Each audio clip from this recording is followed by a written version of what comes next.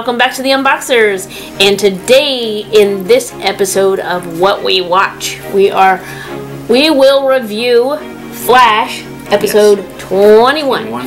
So, there are 2 more episodes after this. Warning, spoiler. We're going to review the episode, so that will spoil it if you haven't seen it. And I guess we're going to start off. This is our first time doing it with Flash. Yeah. So, what did you think of tonight's episode? I did like it. It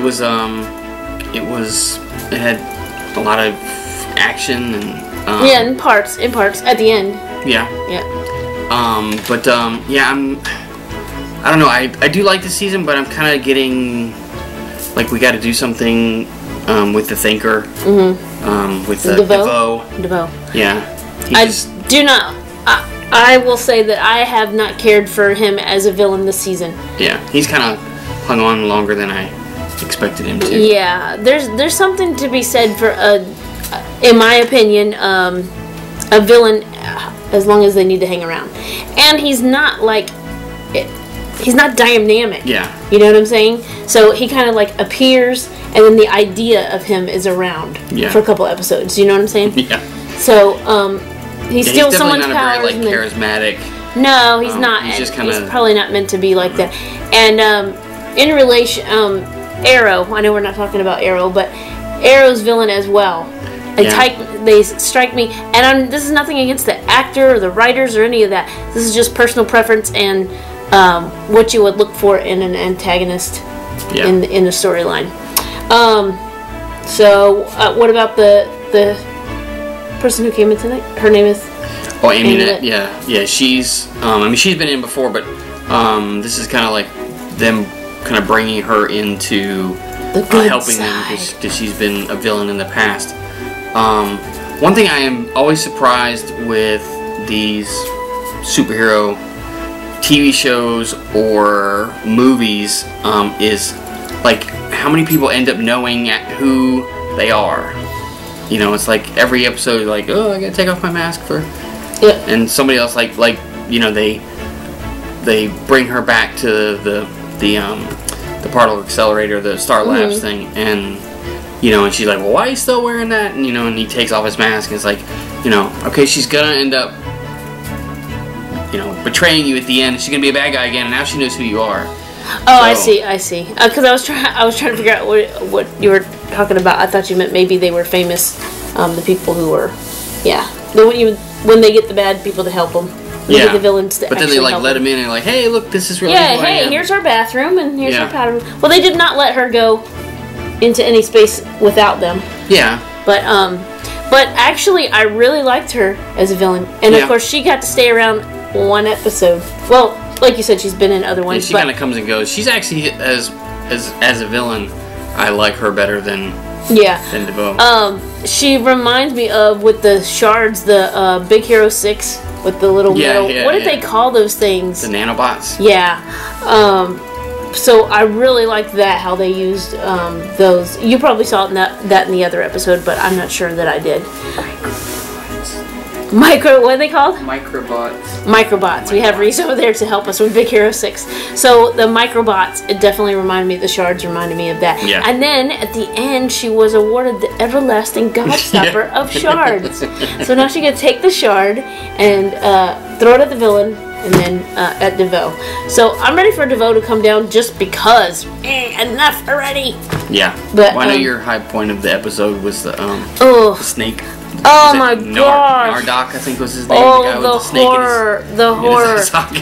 Leave it in the comments if that creeped anyone else out. I mean, it's one thing, these face hugger and everything, when a living snake didn't even have eyes. It was like, and it wasn't even like a mouth. Like, this is like, yeah. And it kept out of his eye. That is super creepy. I mean, his eye was, hard to kind of look at the first place. And then it popped out, and then a snake came out of it, and that is where they lost me.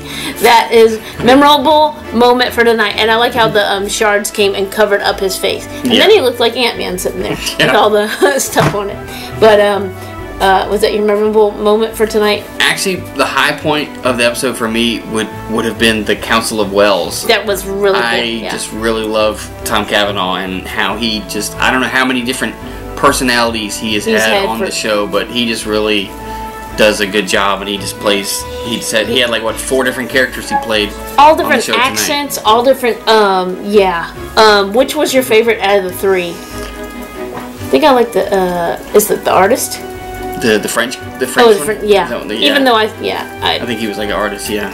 I made a comment, I don't know, I couldn't listen to his accent very long, but I think he was probably my favorite out of the 3. The middle one was pretty funny. Yeah. And then it's funny because the other one is like Matthew McConaughey. Like, is that his? Oh yeah, it's kind of funny. His hair just looked hideous. But so anyways, what do you think's gonna happen? I mean, it looks like they're gonna be telling the public. Because Iris put out that article, so now everybody's kind of texting. I don't know how they gave. I guess they gave her. Maybe they gave him like a special hotline or something, but yeah, they're texting him where DeVoe is at, so now he's kind of can't hide it. Yeah, that works in a real. I mean, if you put that information out there, it's out there to everybody, every kind of person. So, but hopefully it will work out since it's on a TV show. Yeah. So anyway, like I said, I love the Flash and all that. I miss Kid Flash, or what's his Kid Flash? Yeah, Kid Flash. Kid Flash. Yeah, I miss seeing him on the show. Although I always get this wrong. Legends of Tomorrow. Yes. Has been really good this season. Yeah. Yeah. Yeah, they kind of moved him over to. Yeah. So when we get on to talking about that and comparing them, we'll talk more about that because he was on that show. And I do hope that in the next 2 episodes they come to some kind of, because they have that, and I can't remember her name, but there's like a lady that keeps coming in, kind of popping in, and like the episode previous, she like delivered a diaper bag. And then you kind of found out she was a speedster, but you don't know if she's from the future. But I hope they kind of give us more information on her. And Killer Frost needs to come back, which is going to happen. Is it going to happen in the next episode? Is it going to happen in the finale?